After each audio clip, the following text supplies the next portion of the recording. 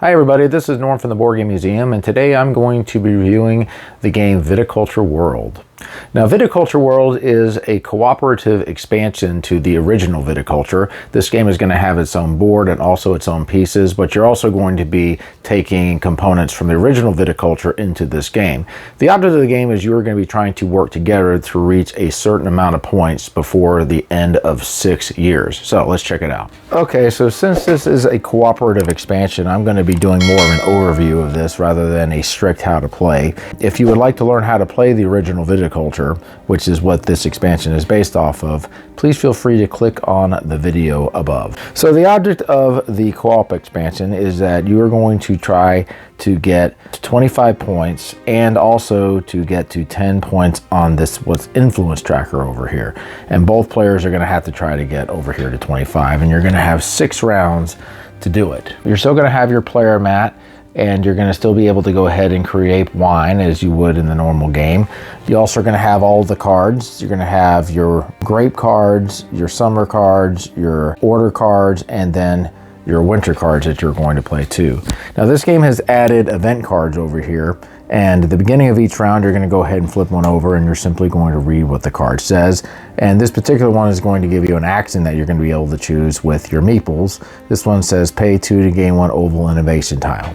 So the introductory deck that the company suggests you start with is what is called the Green Gully Continent. Now there are 5 other continents in the game that are going to have different cards and different stories behind them, and also different difficulty levels. So I'll just show you one. Here's North American countries over here. So what you're going to do is you're just going to turn these over, and that's going to be either the option that you have to do in that particular round. And again, you have 6 different continents that you'll be able to choose from. Another difference is that you're going to have innovation tiles on here. You've got ones that are rectangular and then ones that are oval. Now the rectangular ones are going to basically upgrade these different actions over here. So if you have one that says A, you can go ahead and play a tile over here which says to pay 4 to gain an innovation tile, and you would go ahead and place it on A. This is going to upgrade this slot. This normally would say to draw a vine card. This is going to allow you to do that, and then you'll be able to have an upgrade action over here. And all of these are going to have these types of things. Now what the ovals are going to do is these are going to allow the untrained workers to gain bonuses.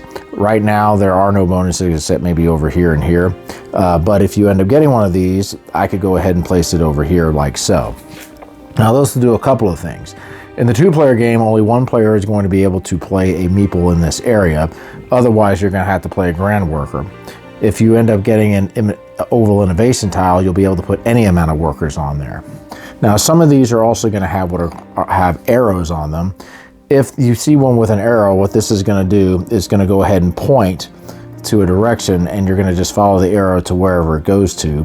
And in this case, you're going to end up gaining this bonus if you play a meeple over here. Each round you're going to go ahead and discard any tokens that are left, and you're going to go ahead and turn over some new tiles to choose. There's one that says pay 1 to gain 1. Essentially what this means is that you can do a trade here. For example, you could spend 3 coins to get a grape token. You can spend a victory point to get a grape token, or vice versa. You can spend cards to do the same thing.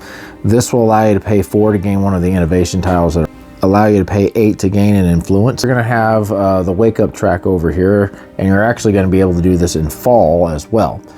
So you're going to go ahead and choose, and whoever chooses the earlier one is going to go ahead and go first, and they'll go ahead and fulfill that action. Now when fall shows up, you're going to move your rooster down here into the middle, and you're going to choose one of these bonuses, and you're going to go in the order that you did in the spring. Now you're going to end up with 4 meeples to start with, and they're going to have these cute little hats over here.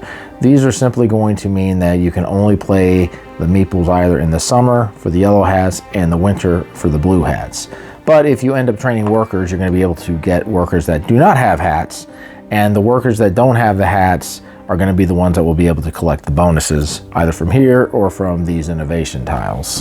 Now if you end up playing a grand worker on an area, one thing a grand worker will be able to do is they will be able to do trades. And you can trade with another player coins, vine cards, order cards, structure cards, wine tokens, a lot of different things that you're going to be able to trade one-on-one. So you're going to go through the spring. You're basically going to draw these cards and pick your action for your wake up time. Summer, you're going to go ahead and place your summer workers and any untrained workers and ground workers you have in this area. Also on the areas that will allow you to play them on your mat. In the fall, you're going to choose what your bonus is. And in winter, you're going to go ahead and place your meeples over here and do those actions. Now, once a player has completed their action here in the winter, they're going to move directly over here to the year-end checklist, and they're going to follow this. So any workers that they have, they're going to go ahead and remove, so this will free up more spaces for other players. You'll age your grape and wine tokens like you would in the game. You'll discard down to 5 cards. Any residual payments that you've gotten from selling any of your wine, you'll collect, and you'll also advance the year marker, so you'll go ahead and do like this. What's going to happen is you're going to go ahead and go through 6 rounds of this, and at the end of 6 rounds, if both players have gone to 25 or past 25 and the influence tracker over here is at 10, you will win the game. Viticulture is one of my favorite worker placement games. I love the way the game works. Everything kind of builds on each other. One thing I like about Viticulture is just the amount of options that you have in this game. You can try to get money, you can try to pick up cards, you can try to plant, you can try to harvest, a lot of different things. Now this game does the same thing. It has a lot of options, but it also adds even more options because it has those innovation tiles. And you're also going to be trying to have to get up the influence tile as well. Those innovation tiles are going to make a big difference, and it actually says in the instructions that you want to try to get these early. However, to do that, you're going to have to sacrifice a worker, and you're also probably going to have to sacrifice money. And there are also a lot of options as trying to get victory points. The main way you're going to be doing this is by fulfilling orders, but you can also get victory points by the rewards that you get, also by playing cards. So there's a lot of different ways that you can get these points, and you're going to be trying to use every way that you can get points to try to get to that final total. I also like the trade option that you have in this game, where you can just basically trade out whatever you want to try to help out the other person. That's a very helpful tool. The board's also double-sided. It has the regular side, which I showed, but on the other side, it has places where you can play the cards that you get from Tuscany. That'll give you even more options if you end up drawing the correct cards. If you know how to play the regular Viticulture, there's not going to be much of a learning curve with this game. It plays pretty much the same. Really, the only difference is that you're going to have some cooperation mechanisms going on, and then some other options as far as the innovation tiles, and then trying to get the influence token up. But the game plays differently enough to where it feels like a different experience because you're working together rather than trying to compete against each other. I love Viticulture. I think the Viticulture World expansion is great. I love the way it flows cooperatively as you're trying to talk about what you can do and trying to trade with each other. Great game. Love this game. Love Viticulture.